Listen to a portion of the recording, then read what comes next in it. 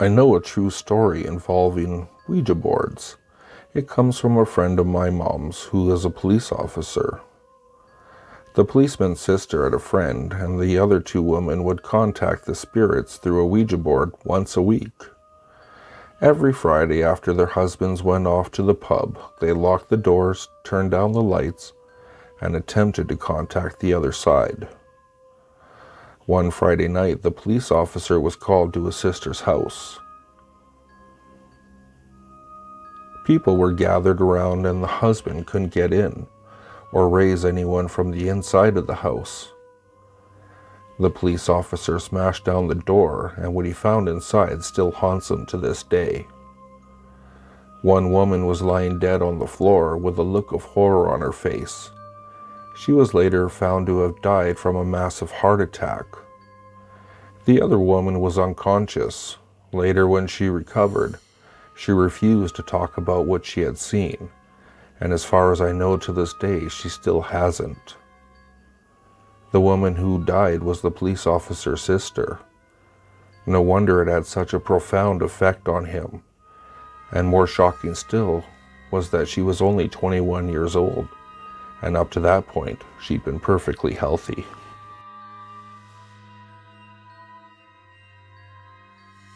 There's a famous ghost story in the Philippines about an old hotel in Baguio, a popular vacation spot.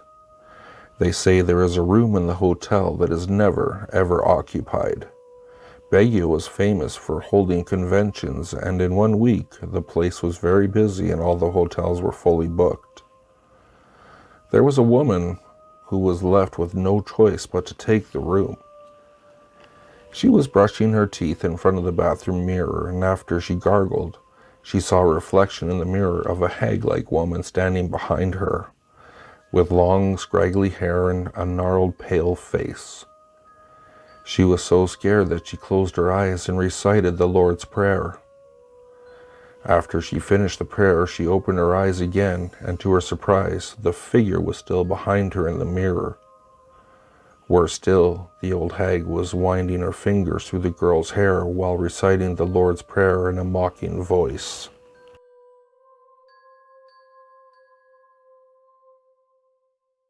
Allegedly, there is this house in Gary, Indiana that they call the Ozzy House. Legend has it that this guy had a mentally disabled child and he kept it in the attic for years and beat it all the time. One day he murdered his wife and decided to pack up the rest of the kids and just move. He left the mentally disabled child locked in the attic with the dead body of his wife. The family left all their clothes and everything they owned in the house. It was just as they left it when they walked out. They say that the table was even still set for dinner. It sat empty from that day until it burnt down a few years ago. No one would ever buy the house because of the legend, and no one ever knows whatever became of Mr. Ozzy or the kids. Maybe they could be living in your neighborhood.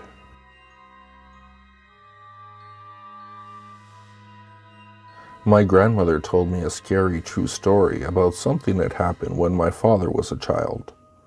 His playroom was in the attic.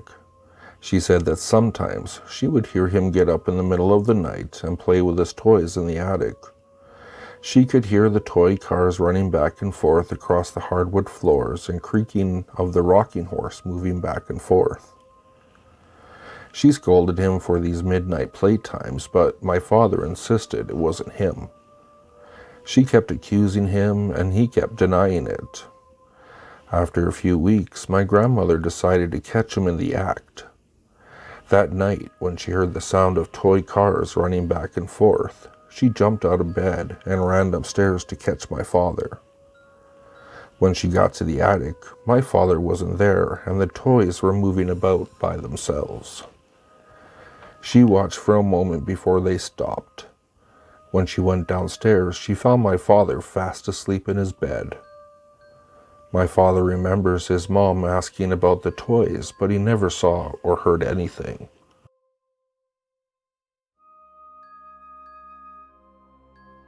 When my wife was 6 years old, she fell down a well. She wasn't able to climb out, and when she realized she was stuck down there, she started to cry. Then she heard a girl's voice coming from above her. The voice told her not to worry and told her there were some stones jutting out of the walls of the well so she could grab hold of them and climb out. She did as the voice told her to and managed to get out of that well. When she got to the top, she looked around, but there was nobody there. Creeped out, she ran all the way home. When her mother asked her what was wrong, she told her about what happened. Her mother told her that many, many years ago, a little girl had fallen down that very same well and drowned.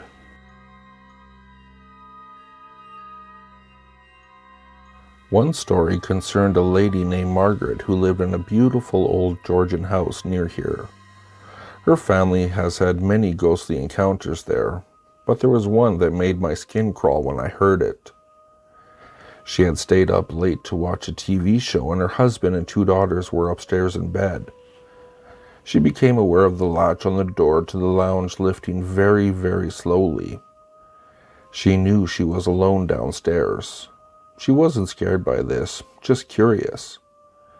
Then the door opened very slowly, inch by inch. As she watched, a huge white arm came around the door and began to slowly beckon to her.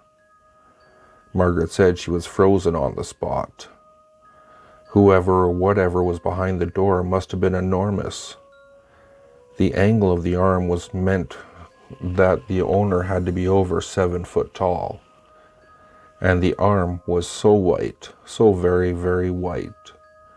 She said by this time she was terrified. The arm continued to beckon to her, and then it withdrew behind the door, but the door stayed open. She summoned all her courage and forced herself to get up and go to the door, but there was nobody there. The room was completely empty. As she told us this story, my eyes were glued to the door in question, and I could feel my arms break out in goosebumps.